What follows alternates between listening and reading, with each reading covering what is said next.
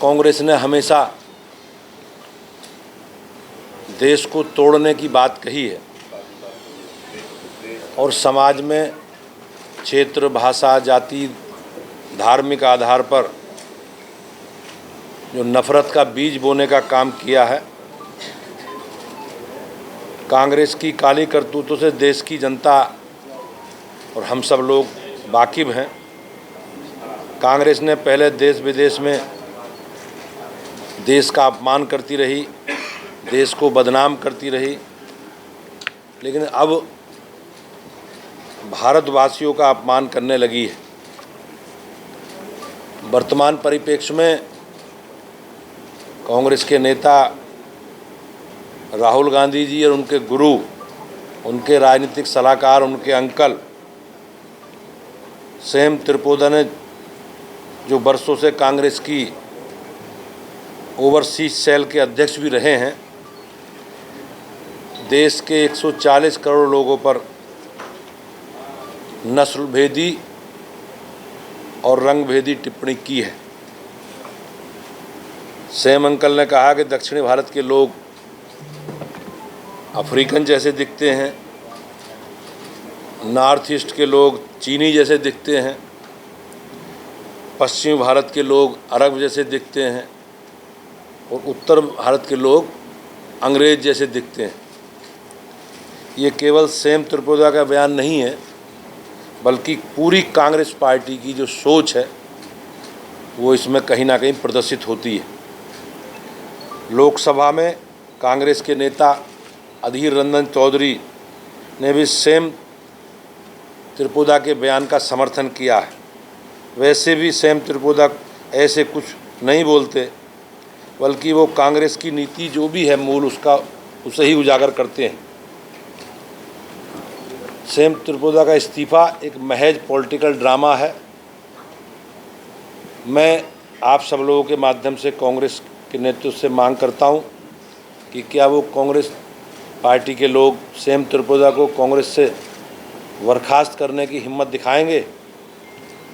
अगर नहीं तो ये इस्तीफ़ा केवल डैमेज कंट्रोल के लिए है। सेम त्रिपुरा अभी भी कांग्रेस पार्टी में है और राहुल गांधी के सबसे नज़दीकी सलाहकार बने हुए हैं। क्यों अभी तक राहुल गांधी, प्रियंका गांधी और सोनिया गांधी ने सेम त्रिपुरा बयान की निंदा नहीं की है? राहुल गांधी, प्रियंका वाड्रा और सोनिया गांधी देशवासियों का जो अपमान कर रहे हैं, इससे इन्हें माफ़ी मांगनी चाहिए। श्री अधीर रंजन चौधरी ने भी सेम त्रिपुरा के बयान का समर्थन कर दिया है, तो क्या कांग्रेस श्री अधीर रंजन चौधरी को भी बर्खास्त करेगी या उनसे इस्तीफ़ा लेगी? कांग्रेस ऐसे बयानों को व्यक्तिगत बताकर इससे किनारा नहीं कर सकती। कांग्रेस की मोहब्बत की दुकान में हर जगह नफ़रत का सामान बिखरा पड़ा है। इंडी गठबंधन के तमाम नेता सब ऐसे ही बयान दे रहे हैं, जिससे समाज में जाति, क्षेत्र, भाषा और नस्ल भेद के आधार पर समाज में टकराव हो।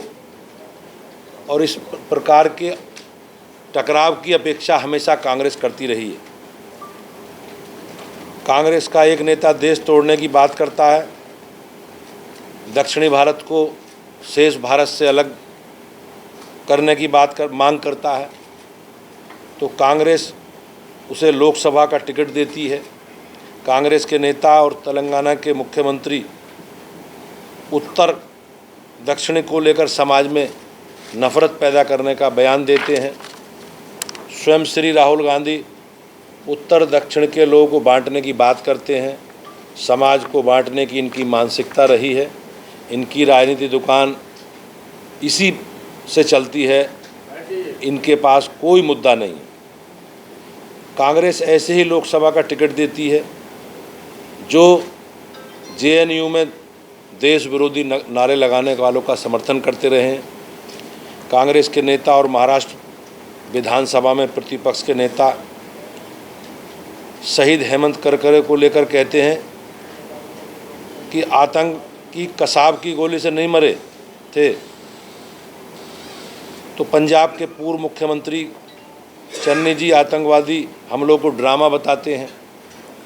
देश की जनता कांग्रेस को भाव देने नहीं दे रही, तो अब पाकिस्तान से राहुल गांधी और कांग्रेस की तारीफ में कसीदे पढ़े जा रहे हैं।